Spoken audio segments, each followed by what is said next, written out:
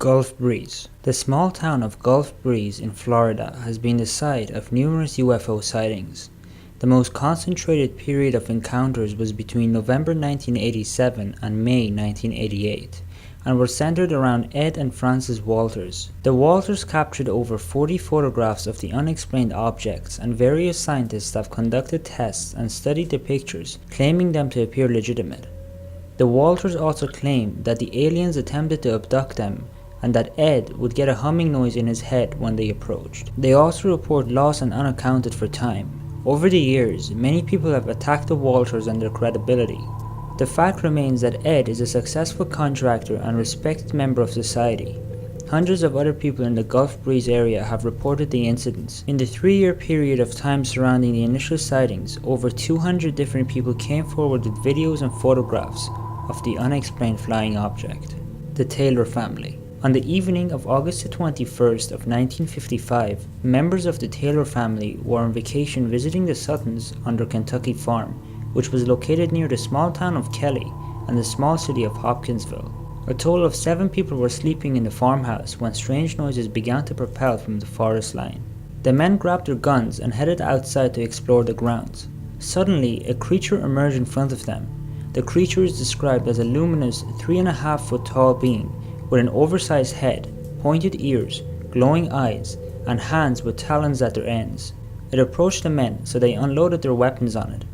The being was not harmed, and it reportedly sounded as if the bullets were hitting a metal drum. It ran away, but for the remainder of the evening, the families were terrorized by a group of the creatures. They were not physically intimidating, but they continued to peer into the windows of the house, pounded on the roof, and were scaring the children. The men shot out the windows and fired their weapons at the creatures.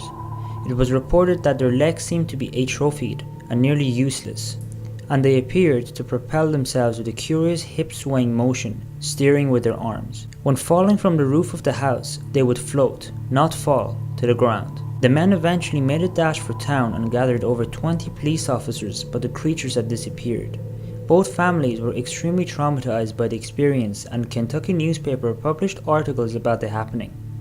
The descriptions and drawings of the creatures greatly resemble the accounts of 15 children and 3 school staff in Dyfed, West Wales, who observed small silvery men with spiked ears and helmets working around the UFO in 1977. Travis Walton.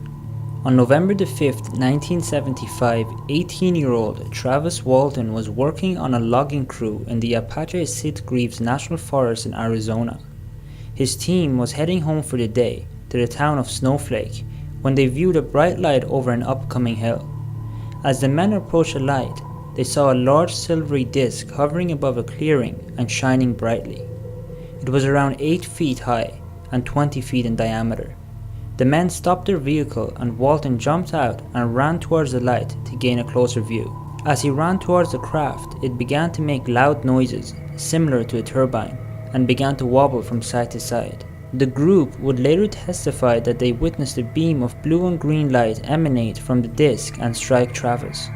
He subsequently propelled into the air with his arms and legs sprawled and outstretched. The men feared another attack, so they left the scene. After a short time they returned, but Travis Walton was nowhere to be found. A manhunt and media circus ensued.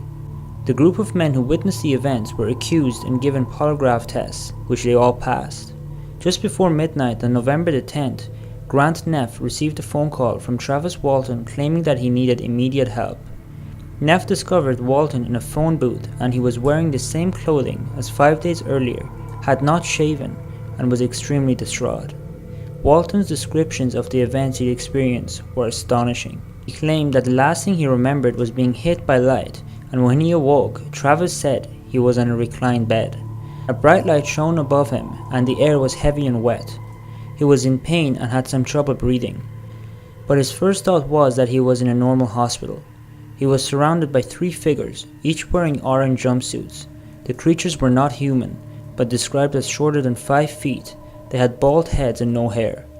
Their heads were domed and very large. They had enormous brown eyes with not much white in them. His descriptions were very similar to the so-called Greys, which are creatures featured in many abduction accounts. His accounts while being in the UFO are extremely interesting, and they include an experience with a tall human figure wearing blue coveralls with a glassy helmet. Walton claims the man had larger eyes than a human and that they were gold in color. He remembers being gassed and then waking up at a Heber, Arizona gas station. Many feel Walton's accounts are incorrect and he has gained much criticism in his life. It remains one of the most interesting and well-documented cases of alien abduction. Apollo 16. One would logically assume that if extraterrestrial beings existed in our universe, that they would be more readily active in space. This has proven to be true, as many of the most vivid videos and UFO encounters have come from astronauts. Many have claimed that while in the undefined depths of outer space, they witnessed unexplained lights and unnatural phenomena. This proved to be true for the crew of Apollo 16.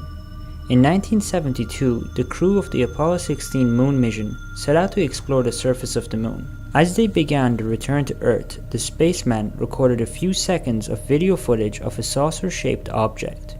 NASA has claimed that the object is a floodlight used in the spacewalk. The footage was leaked to the internet, along with many other NASA videos. Take a look.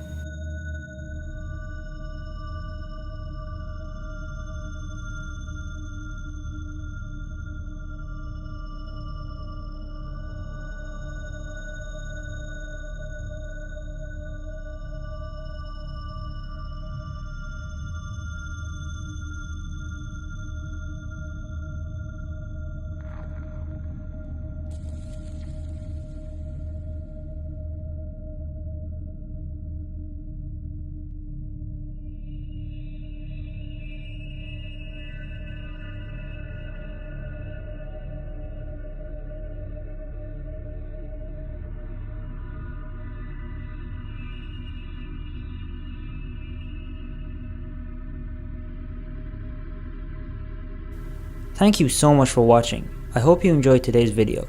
If you did, make sure to leave a like. Until tomorrow, goodbye.